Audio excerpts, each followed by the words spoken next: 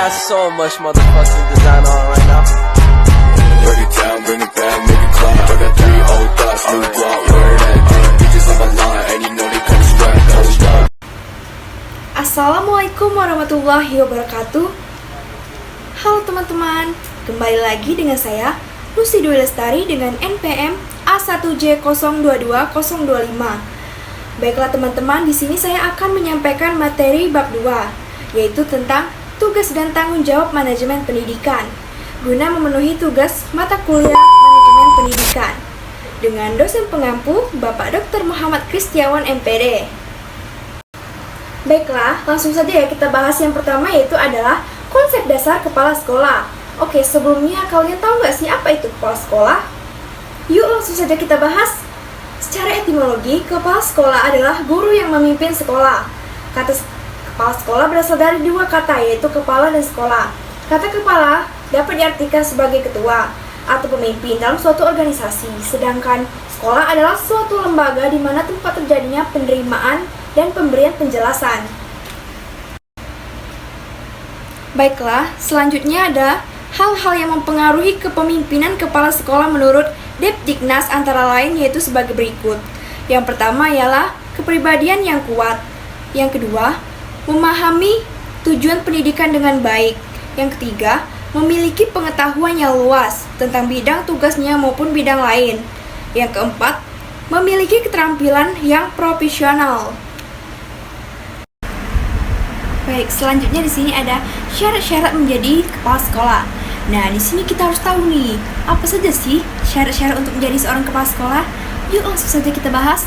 Nah, yang pertama ada kualifikasi umum kepala sekolah atau madrasah. Yang pertama, memiliki kualifikasi akademik sarjana S1 atau diploma 4, kependidikan atau non-kependidikan pada perguruan tinggi.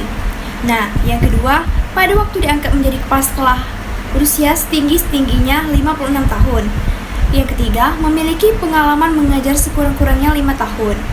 Yang keempat, memiliki pangkat serendah-rendahnya bagi pegawai negeri sipil PNS dan bagi non-PNS disetarakan dengan pangkatnya yang dikeluarkan oleh yayasan atau lembaga yang bersangkutan. Nah, yang kedua, kualifikasi khusus kepala sekolah atau madrasah. A. Kepala Taman Kanak-kanak atau Radiatul Adhar. Pertama, berstatus sebagai guru TK atau RA. Yang kedua, memiliki sertifikat sebagai guru TK atau RA. Yang B. Kepala Sekolah Dasar atau SDMI. Nah, yang pertama berstatus sebagai guru SD TMI. Yang kedua, memiliki sertifikat sebagai guru SD. Yang ketiga, memiliki sertifikat Kaplah SD TMI yang dikeluarkan oleh lembaga yang ditetapkan pemerintah. Nah, yang C, Kepala Sekolah Menengah Pertama atau SMP dan MTS. Nah, yang pertama berstatus sebagai guru SMP atau MTS. Yang kedua, berstatus sebagai guru SMP atau MTS. Nah, yang ketiga, memiliki sertifikat Kepala SMP atau MTS yang dikeluarkan oleh lembaga yang ditetapkan pemerintah. Nah, yang terakhir, kepala sekolah kejuruan atau SMK.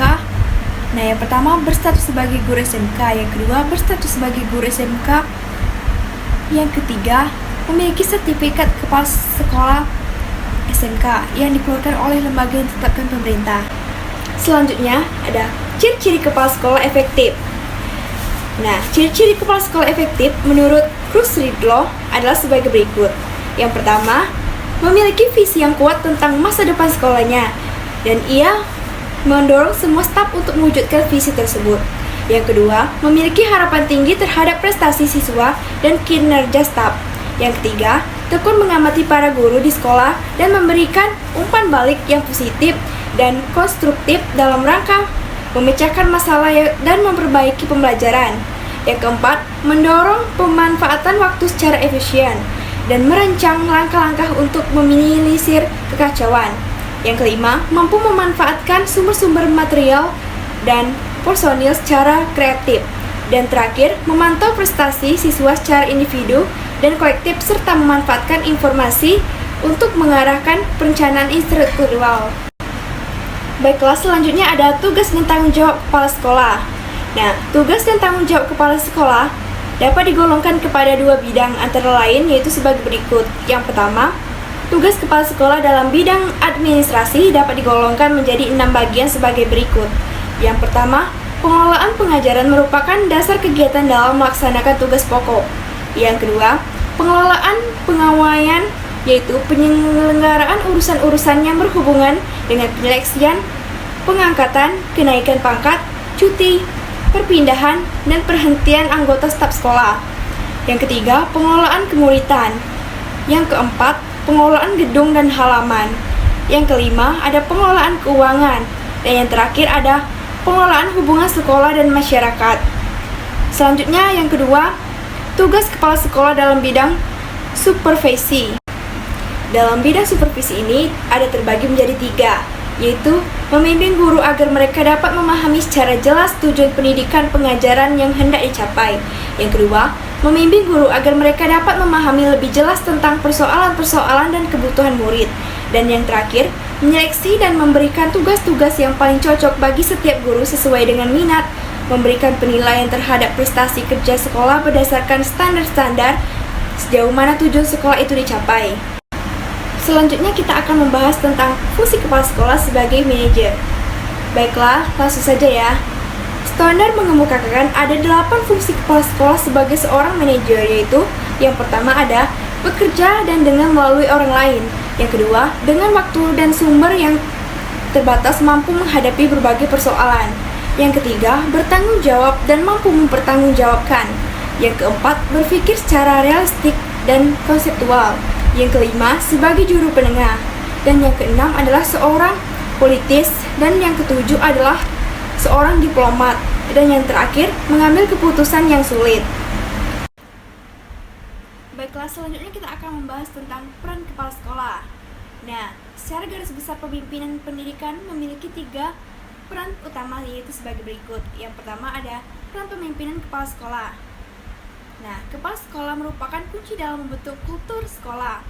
Yang kedua, kepala sekolah harus dapat menjalin hubungan dengan kelompok internal dan eksternal. Nah, di sini yang kedua yaitu peran manajerial kepala sekolah. Yang pertama, peran manajer merupakan aspek utama kepemimpinan kepala sekolah. Yang kedua, secara umum, kepala sekolah harus memimpin dari pusat, demokratis, mendelegasikan tanggung jawab, memberi kuasa dalam pengambilan keputusan, dan mengembangkan usaha elaboratif yang meningkat siswa, guru, dan orang tua.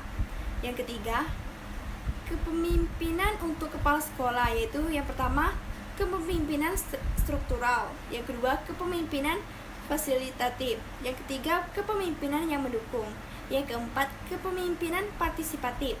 Yang ketiga di sini ada peran kurikulum pengajaran kepala sekolah. Nah, di sini ada 6 peran kepala sekolah di bidang kurikulum pengajaran. Nah, yang pertama yaitu menjamin kualitas pengajaran. Yang kedua, mengawasi dan mengevaluasi pengajaran. Yang ketiga, mengalokasi dan melindungi waktu pengajaran. Yang keempat, mengordinasi kurikulum. Dan yang kelima, memastikan isi mata pelajaran tersampaikan.